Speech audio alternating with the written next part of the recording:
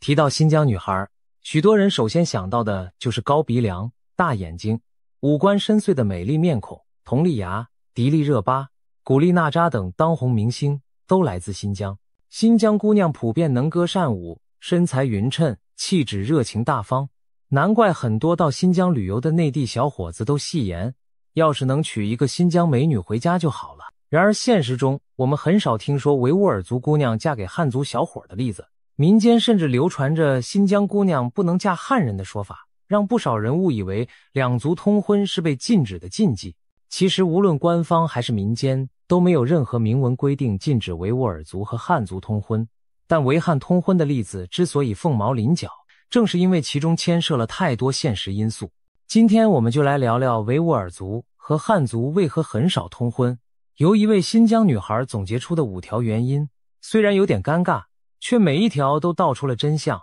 在深入分析之前，我们需要强调一点，并非所有维吾尔族姑娘都不愿与汉族男子共结连理，现实中也有跨民族婚姻幸福美满的案例。但总的来说，相较于其他民族组合，维汉通婚确实比较少见。究其原因，既有文化风俗的差异，也有现实环境的阻隔。接下来我们逐一揭晓这5个主要原因。第一个原因在于饮食习惯的差异。新疆人的餐桌和内地人大不相同，最突出的一点就是饮食禁忌。维吾尔族绝大多数信仰伊斯兰教，在饮食上遵循清真规范，禁止吃猪肉。反观汉族的日常餐饮，猪肉往往是主要的肉类来源之一，无论红烧肉、回锅肉还是猪肉馅饺子，都离不开猪肉的身影。如果一位新疆姑娘嫁给了汉族小伙，那意味着婚后她的家庭餐桌上很可能要出现她从未碰过的猪肉菜肴。对虔诚的穆斯林而言，不仅自己不能吃猪肉，看到伴侣吃猪肉也会感到难以接受。就像有新疆女孩打趣说的，跟内地男孩在一起后，要我一辈子不吃小猪佩奇，猪肉的戏称，还要忍受老公在我面前吃猪肉，这简直太折磨人了。这句半开玩笑的话，道出的是非常现实的矛盾。如果双方生活在一起，一日3餐总不能各做各的吧？一方忌口猪肉，另一方又无法割舍猪肉美食，时间久了，难免为柴米油盐的小事闹出嫌隙。除了肉类的冲突，新疆和内地的整体饮食风格也天差地别。新疆人酷爱牛羊肉、烤肉串、手抓饭、烤包子等，无不浓油赤酱，香气扑鼻。烹调时喜欢放大量的洋葱、孜然、辣椒等调料，口味香辣浓郁，可以说无肉不欢，无辣不爽。而很多内地汉族家庭的饮食则较为清淡均衡，讲究荤素搭配，营养均衡。比如江南地区的人习惯清淡的蒸鱼炖汤，川菜虽辣，但主要肉类是猪肉牛肉，鲁菜粤菜更偏爱猪肉海鲜。若一位习惯大口吃羊肉，喜欢重口味的新疆姑娘嫁到了口味清淡的南方家庭，她可能顿顿饭都吃不饱吃不惯。反过来说，一个汉族小伙到了新疆家庭，面对天天大块牛羊肉和油脂重的饭菜，也会觉得不适应，甚至肠胃不舒服。双方在饮食上的偏好差异会直接影响日常生活的舒适度，更别提瓜果茶饮等生活细节。新疆因为气候干燥，日照充足，出产的哈密瓜、葡萄特别香甜，很多新疆人从小吃惯了极甜的水果，到了内地湿润气候区，品尝当季水果会嫌不够甜不够味。同样地，内地人初到新疆可能会不习惯当地的奶茶和醇厚的酸奶酪。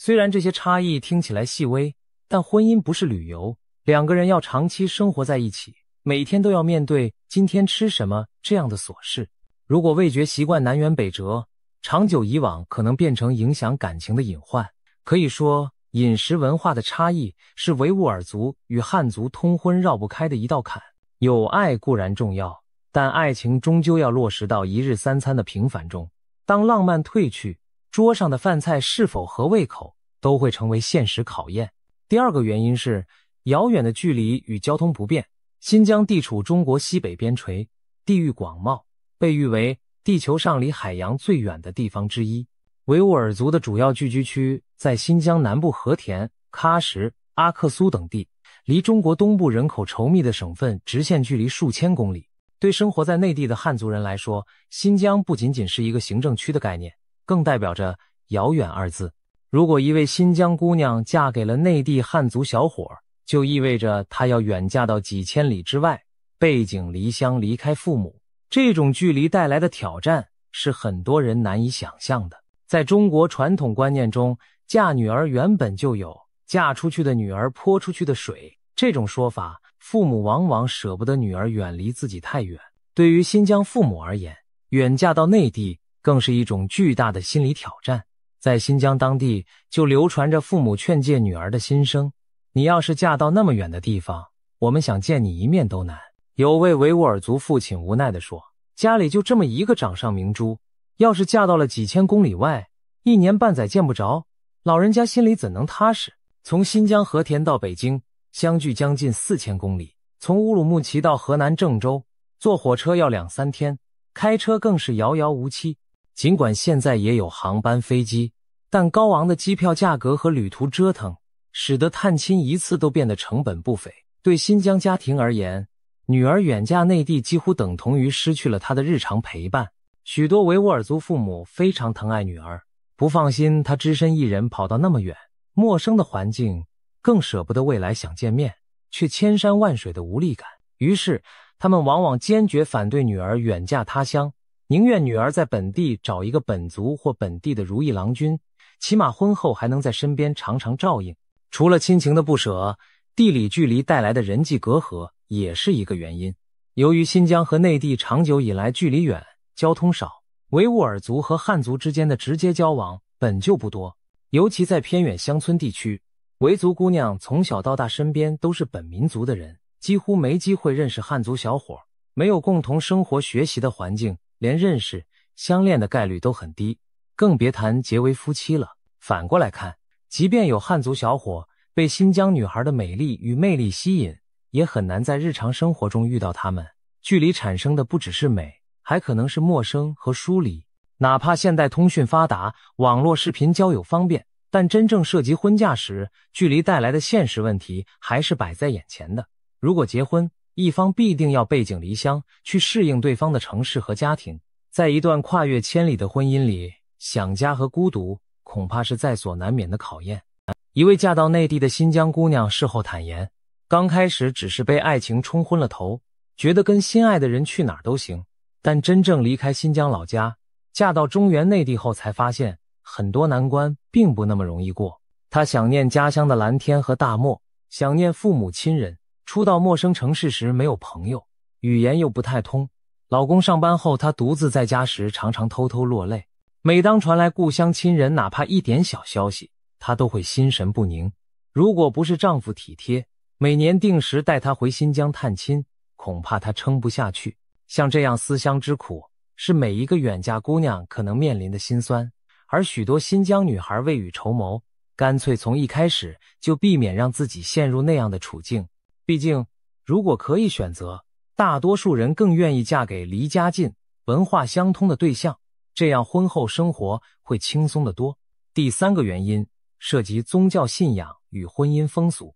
维吾尔族大多信奉伊斯兰教，这一点对婚姻的影响可以说至关重要。伊斯兰教对于婚姻对象有明确的教规，穆斯林女性不可嫁给非穆斯林男性，除非对方愿意皈依伊斯兰教。也就是说，如果一位汉族男子爱上了维吾尔族姑娘并想迎娶她，他就面临着一个抉择，要么放弃这段感情，要么就必须先成为穆斯林。对许多汉族人而言，改变自己的宗教信仰并不是一件容易接受的事。有些人可能没有特定信仰，但让他们突然开始遵守伊斯兰教的清规戒律，每日礼拜、斋月斋戒，心理上会有不小的压力。而对虔诚的维吾尔族家庭来说，他们也不愿意女儿嫁给一个不信教的人。即使男方表示婚后尊重女方信仰，如果没有正式入教，女方家人心里仍然坎坷不安，担心女儿嫁过去后无法正常履行宗教生活，甚至信仰动摇。除了信仰本身的要求，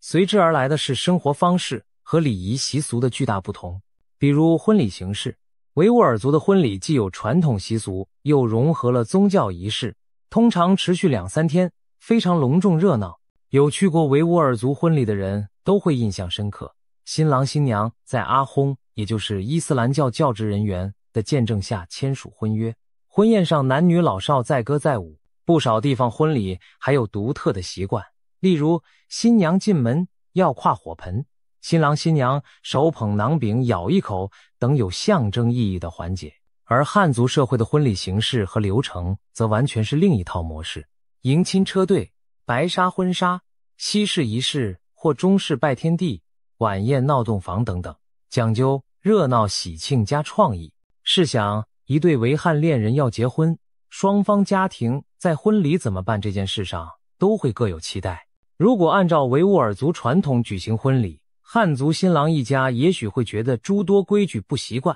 像敬神祈祷、男女宾客分席坐，这些细节都和汉族婚俗不同。如果按照汉式婚礼来，新疆姑娘的父母亲友又可能无法认同，尤其婚宴上汉族习惯敬酒助兴，但穆斯林是戒酒的，这种场面就可能产生尴尬。可以说，婚礼本身就是两种文化的碰撞，总有一方得迁就另一方，而新人作为桥梁，往往要费很大心思去平衡双方的习俗差异。这还只是婚礼开始的一天，婚礼背后反映的是未来生活中无数类似的文化冲突。再看丧葬礼俗方面的冲突，汉族地区现在多实行火葬，觉得火葬既卫生又节省土地，而伊斯兰教明文规定须行土葬，且不用棺木，尽快入土为安。在维吾尔族传统观念里，火葬是难以接受的，他们认为那几乎等同于将人投入烈火煎熬，非常不吉利也不敬。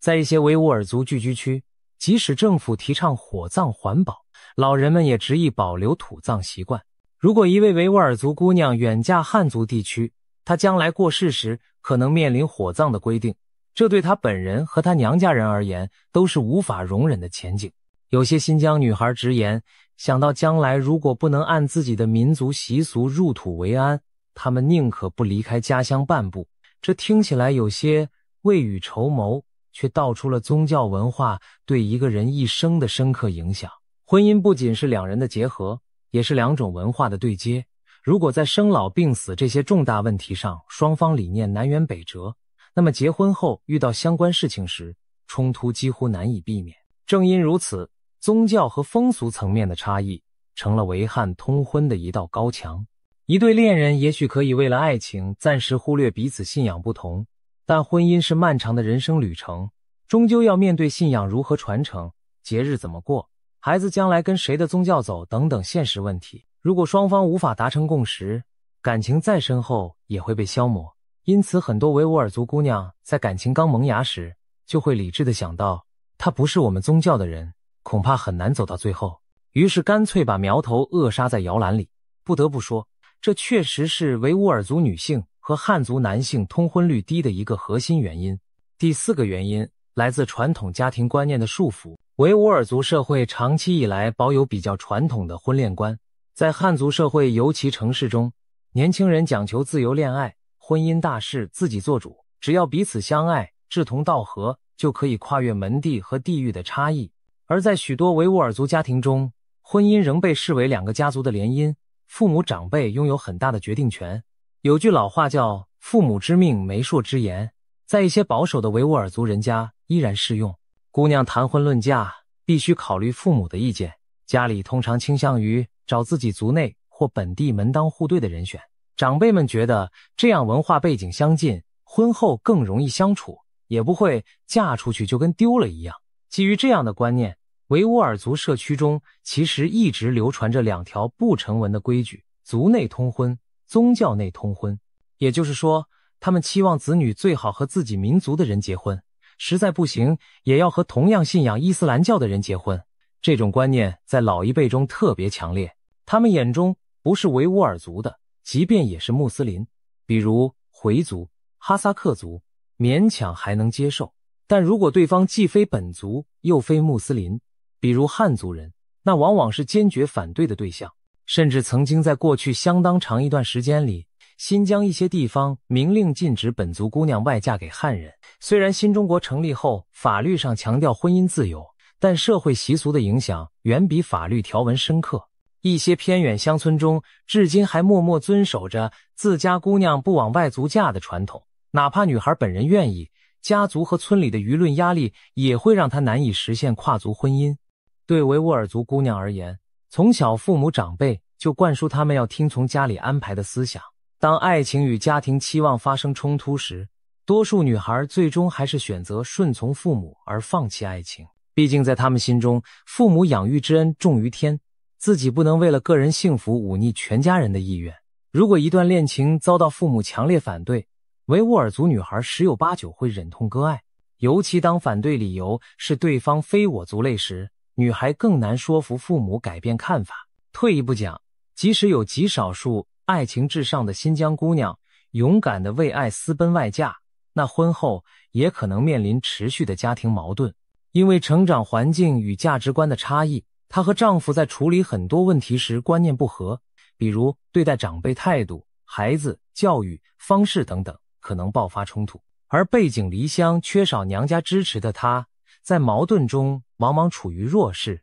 最后婚姻亮起红灯的几率很高。还有一点不容忽视，宗教社群的压力。在维吾尔族传统社区里，如果有女孩不顾家人反对，执意嫁给汉人，这桩婚事很可能不被周围邻里祝福，反而遭受非议。极端一点的情况下，宗教势力甚至可能介入，给当事人施加压迫。比如，某些宗教保守人士会认为这种婚姻是对族群和信仰的背叛，他们可能上门劝阻，甚至以社会舆论让这对新人难以在当地立足。虽然随着时代发展，这种现象减少了，但不可否认，在一些思想守旧的地方确实存在。因此，维吾尔族女孩从内心深处就明白，跨越民族的爱情路充满荆棘，自己一旦选择了，就等同与传统为敌。大多数人没有那么大的勇气和决心去对抗整个家族和社会的压力，于是选择了更稳妥也更被祝福的道路，和本民族或本宗教的对象结婚。从这一层面看，维汉通婚少并不奇怪，因为社会规范与传统力量在潜移默化中已经把许多可能的恋情扼杀掉了。第五个原因则是语言沟通和文化差异。语言是文化的载体，也是人际沟通的桥梁。维吾尔族有自己的语言，属于突厥语系，和汉语完全不同。在新疆，尤其是南疆农村地区，不少维吾尔族姑娘日常只说维语，不太会讲普通话。即便在城市里受过教育的年轻一代，大多数能听懂并使用汉语交流，但难免带有浓重的口音和习惯用法。例如，汉语里没有的词汇概念，维吾尔语里可能有，反之亦然。许多新疆姑娘说普通话时，夹杂一些当地方言词汇，再加上中亚语音语调，让没接触过的人一时间摸不着头脑。对汉族男生而言，刚开始和维吾尔族女友交流可能会觉得新奇有趣，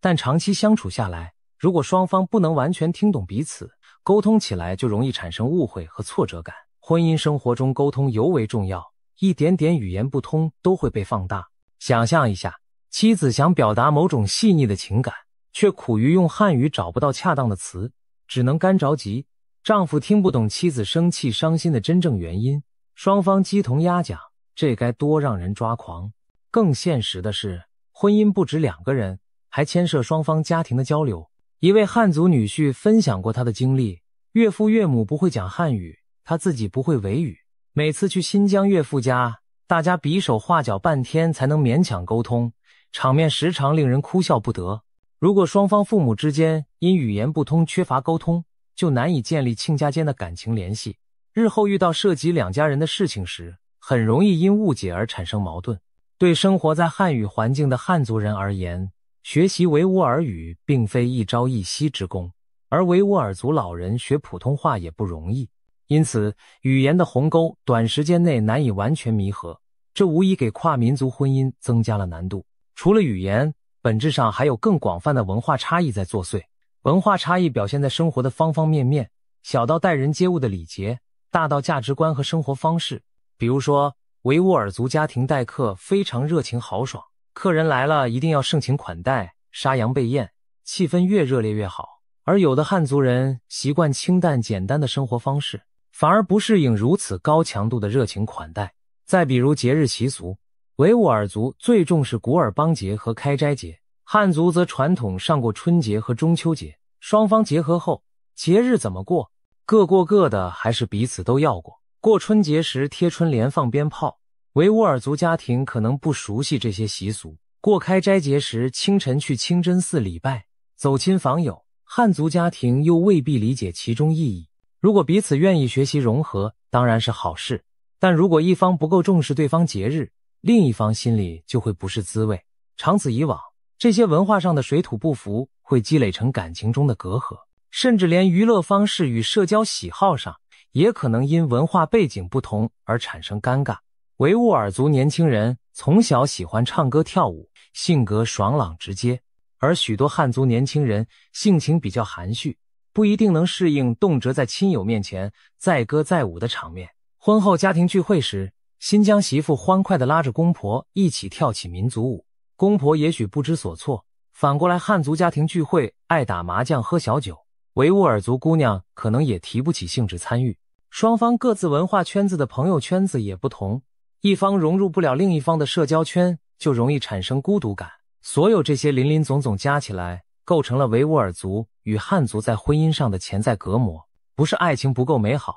而是现实太多考验。很多维吾尔族女孩考虑到婚后需要面对如此多的磨合，心里难免打退堂鼓。与其婚后疲于协调两种文化，不如一开始就选择相同文化背景的对象，更为轻松顺遂。总的来说，维吾尔族和汉族通婚较少，并非因为任何法律或政策禁止，而是以上这5大现实原因使很多跨民族恋情难以开花结果。饮食上的清真禁忌让双方便餐桌上相看两厌，遥远的地理距离让远嫁成为甜蜜爱情的沉重负担，宗教与习俗差异树立起无形的高墙，传统家庭观念使年轻人不得不在爱情与亲情间抉择，语言文化隔阂又给婚后相处平添困难。每一条单独拿出来都可以通过努力去克服，但当这些因素叠加在一起时，许多人最终选择了知难而退。难怪有经验的人感慨，维汉通婚不易，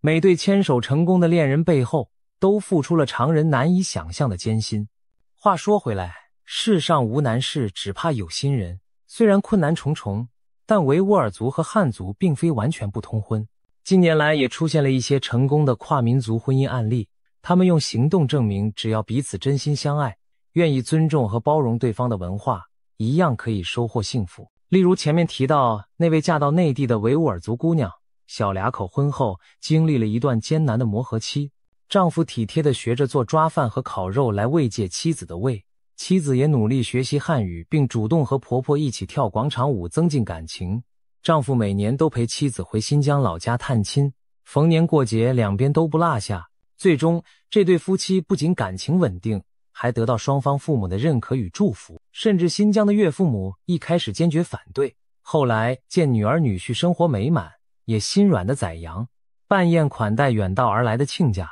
如今他们的故事在网上传为佳话，女方还开通了视频账号，分享自己跨文化婚姻的点滴，影响了不少年轻人。不同民族、不同宗教之间的爱情并非没有可能，关键在于双方能否以开放的心态去理解彼此，付出加倍的耐心去沟通磨合。维吾尔族热情豪放的性格，加上汉族包容灵活的精神，如果优势互补，也能碰撞出美丽的火花。当然，我们也尊重每一位坚守传统、不愿冒险的新疆姑娘的选择。正如那位新疆女孩坦言的，再美好的爱情都敌不过现实的柴米油盐。这5条尴尬原因看似让人遗憾，却道出了他们对婚姻慎重的态度。毕竟，婚姻不仅仅是2个人相爱，更意味着2个家庭、2种文化的长久融合。选择一条阻力较小的路，或许正是对未来幸福生活的一种负责任。